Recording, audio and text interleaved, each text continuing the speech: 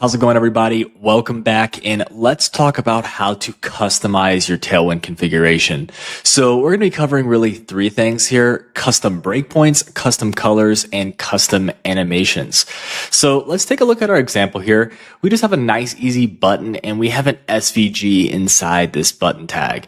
And so if I go in here and I say, let's just say like MD block, let's just use this as a quick example. You know, our Tailwind Prettier plugin has put this at the end just because it has kind of, that MD prefix right there. And if we hover over this, you're going to see a media query. Okay. So this is kind of like what Tailwind breaks down to. And I want us to take a look at this in particular, right? 768 pixels. So this is kind of the default medium MD breakpoint.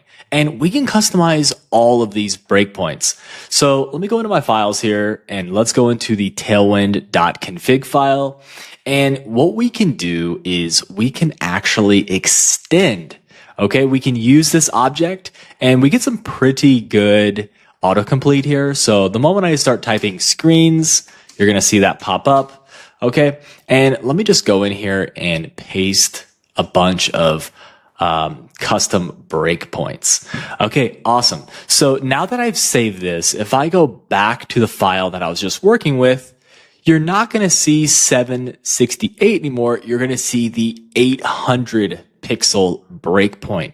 So if you don't really like the breakpoints out of the box with Tailwind, this is a really easy option. And remember, just go into extend and then we have screens and you're all set.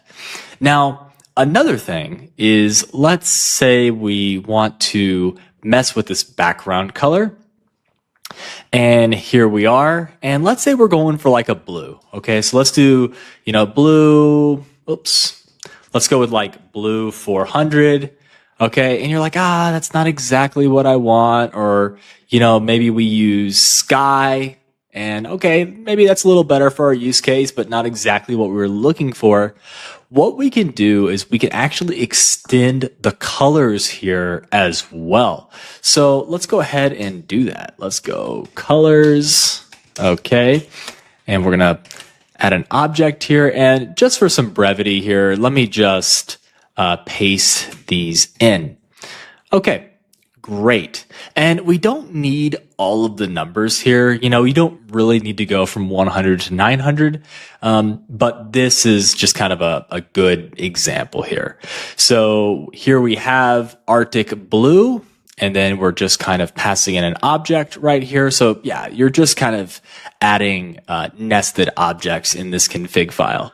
Now let's go back to our code and let's try to get some of that beautiful autocomplete. Okay, Arctic, and there we go. That's all of our colors. So, and then we got a little change right here.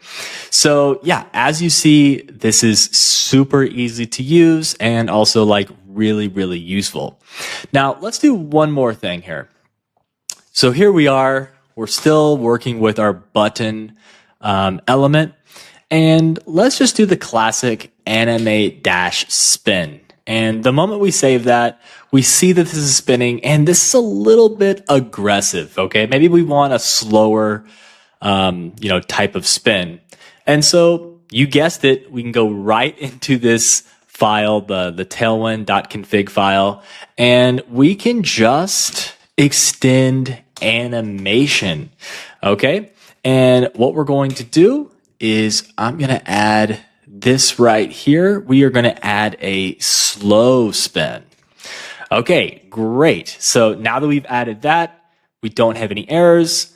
Let me go in here and start typing animate, and spin slow is right there. So I'm going to save that, and we're getting a much smoother, much more manageable spin here. Let me get rid of this utility class.